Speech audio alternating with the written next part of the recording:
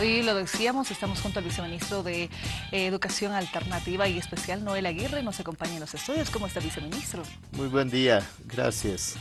Para nosotros es un gusto que nos acompañe y además en una fecha en la que se recuerda la labor que tienen los maestros, ¿no? Sí, es un día muy importante para la sociedad, para la historia, para la educación. Es un día consagrado al maestro, a la maestra. Entonces yo también aprovecho para rendir un homenaje a los colegas, porque yo también soy maestro y maestro con orgullo. Felicidades. Y, y bueno, es un maestro que tiene mucha significancia para nuestra vida, la mayoría de las veces para bien de lo que somos nosotros. Entonces es un día como para rendir el homenaje, pero además marcar presencia en todo lo que es el resto del año, porque es un personaje, una persona muy importante para la sociedad. Bueno, con eso nosotros queríamos comenzar este programa felicitando sin duda alguna a los maestros. Viceministro, sabemos que se está avanzando mucho, por ejemplo, el fin de semana ustedes tenían actividades en tema de entregas para poder realizar la atención como corresponde en lo que se refiere a la educación alternativa y especial. Pero esto nos lleva también a otro tema que usted estaba en las negociaciones y voy a ir involucrando los dos, ¿no? Tiene que ver con la movilización que todavía continúa de personas con discapacidad, medidas extremas que se veía y violencia el pasado viernes, si recordamos. ¿Cómo usted puede explicar esta situación?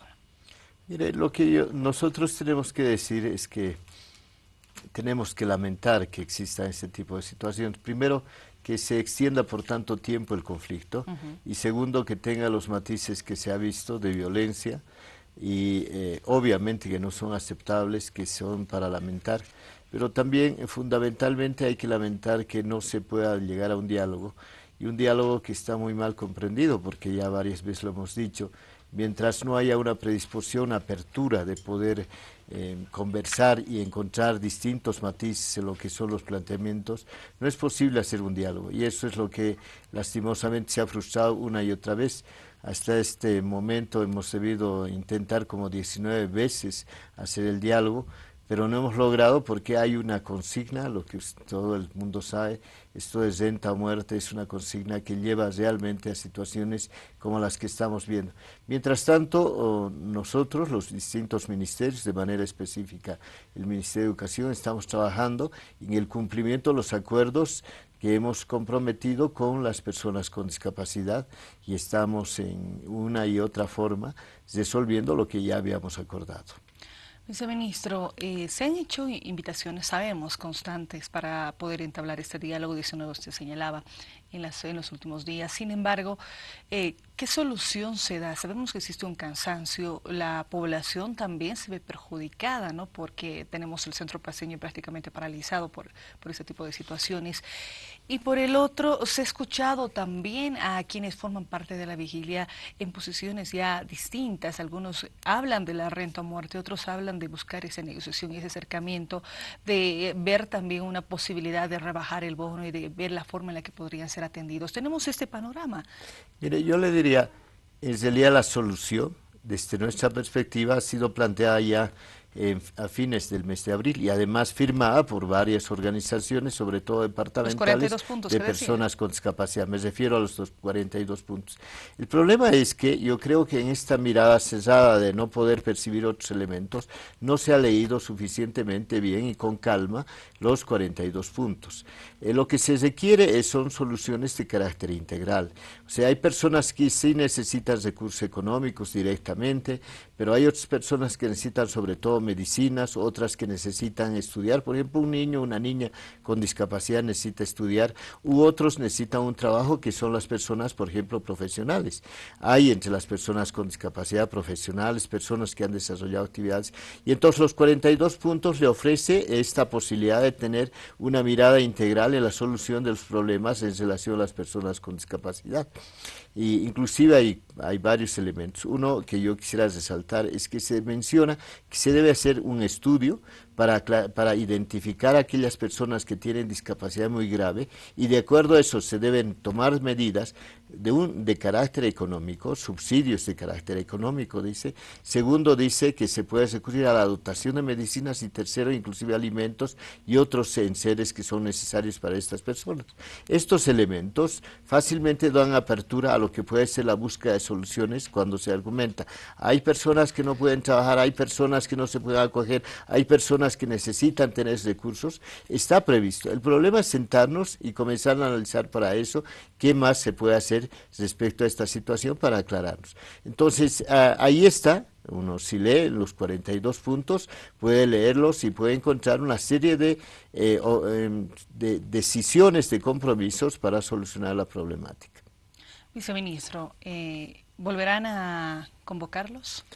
En estos términos de revisar racionalmente, con calma, lo que son un plan integral, una mirada completa de lo que es la temática de las personas con discapacidad, ponerle solución desde la perspectiva diversa, porque eso también hay que reiterar una y otra vez. No se puede hablar el caso de las personas con discapacidad desde solo una óptica. Estamos hablando de al menos 6 tipos de discapacidad. Una cosa es tener discapacidad visual, otra cosa es discapacidad auditiva, discapacidad intelectual o discapacidad física, múltiple, psíquica.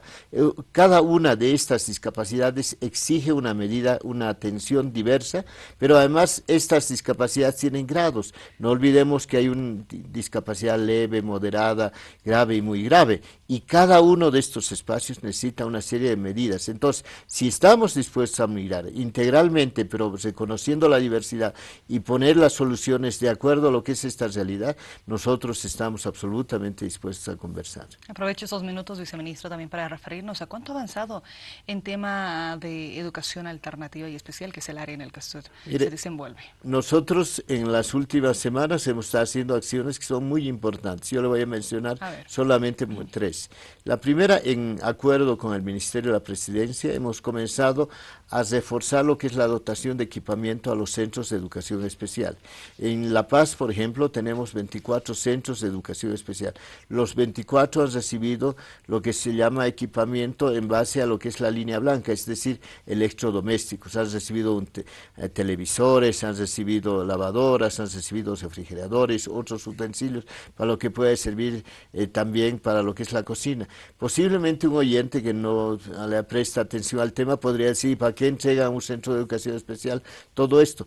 Una parte de la formación de las personas con discapacidad es precisamente que la persona con discapacidad pueda, por ejemplo, en su lugar, en su hábitat, en el lugar donde vive, pueda tener en orden lo que es su casa, su dormitorio, su cocina, por ejemplo, y tener un espacio que es similar a eso en un centro de educación especial permite desarrollar muchas actividades, pero además entrar al mundo de la educación productiva, que es un tema muy importante. Segundo, hemos estado en la dotación de ítems. Ya hemos entregado una primera partida de 90 nuevos ítems para atención a las personas con discapacidad, y ahora aproximadamente 40 nuevos ítems, a partir de 90 ya teníamos, ahora 40 más, estamos entregando en estos días para que las personas con discapacidad que están estudiando puedan tener mejor atención, fundamentalmente para lo que son los maestros de apoyo que necesitan lengua de señas, que es un tema muy importante. Tercero, lo que estamos trabajando y hemos tomado determinaciones para que se vea cómo se está trabajando. Nosotros el día miércoles hemos estado reunidos con la Federación Boliviana de Sordos y otros 2 ministerios, el Ministerio de Justicia y el Ministerio de Cultura. Todos ellos somos parte del Consejo de Lengua de Señas Boliviana y hemos tomado determinaciones muy importantes para comenzar a capacitar y a acreditar a los intérpretes en lengua de señas. Necesitamos intérpretes de lengua de señas en los hospitales, necesitamos en los lugares donde se hacen trámites, en los propios medios de comunicación social, pero no hay certificados. Entonces ya hemos adoptado decisiones para que se haga la formación, primero selección, la formación, y se pueda comenzar con este tipo de cosas. Y cuarto, hemos contratado ya al equipo base que va a trabajar con el programa de educación en casa para las personas con discapacidad. Justo el día jueves, viernes y sábado han estado acá en La Paz, todos los maestros y maestras, las maestras y los maestros que van a trabajar con esto para dirigir en cada departamento y organizar adecuadamente. Los hemos preparado, entonces ya es cuestión de terminar con las adquisiciones en las que estamos haciendo, porque se van a entregar varios temas de equipamiento y vamos a comenzar inmediatamente el programa de educación en casa. De los 42 puntos, usted puede ver que ya se están cumpliendo en el caso de educación. Si uno pregunta a los del Ministerio de Trabajo, siguen con todo la apertura de los espacios laborales, los de vivienda siguen trabajando en el tema. Entonces, estamos desarrollando unos y otros lo que es el cumplimiento de los 42 puntos. No es una cuestión de haber firmado solo papel, sino de cumplir lo que son los acuerdos respecto a todo esto. Mi viceministra, ha sido un gusto poder conocer estos aspectos. Tenemos mensajes, las personas nos han escrito, vamos a leer algunos de ellos, mensajes a WhatsApp, tenemos en pantalla, ahí están. Buen día, el trabajo y sobre todo educación deberían ser consigna de los discapacitados. Si bien el Ministerio de Educación está respondiendo, las personas con discapacidad deberían flexibilizar sus peticiones y ser conscientes de acuerdo a su nivel de discapacidad, que es en cierta forma lo que se explicaba. También me parece violenta la manera de protestar de los movilizados, como se ve en los videos mostrados por la prensa. También veo que de estos muchos pueden trabajar. Considero que ya son varios días, ¿no, viceministro, de las movilizaciones, de la vigilia. Es importante que se pongan a negociar, a acercarse. Es importante que nos sentemos, que depongamos actitudes cesadas y podamos encontrar soluciones, pero soluciones para el conjunto de las personas. Mire, si solamente trabajamos en la renta, nosotros, por ejemplo, como educación diríamos, no hay que hacer más trabajo porque hay que entregar 500 bolivianos cada mes y niños con discapacidad quédense ahí, con los 500 bolivianos búsquense dónde van a estudiar y hagan lo que se puede. No se puede hacer esto. Nosotros no somos irresponsables en este tema, más bien debemos dedicarnos y si a un niño desde la temprana edad hacemos estimulación temprana, resolvemos los problemas de discapacidad y le incorporamos al mundo laboral, ese niño va a ser autónomo, independiente a lo largo de su vida y no va a necesitar hacer una marcha y hacer una huelga para conseguir un bono. Ese es el sentido. Por eso es que trabajamos también en educación para las personas con discapacidad. Viceministro, muchas gracias, ha sido un gusto. A usted y muchas gracias a todos los que nos han visto. Nosotros le proponemos una breve pausa en AVE la entrevista. Al retornar tenemos de invitado al director de la Agencia Boliviana Espacial, estará en los estudios con nosotros.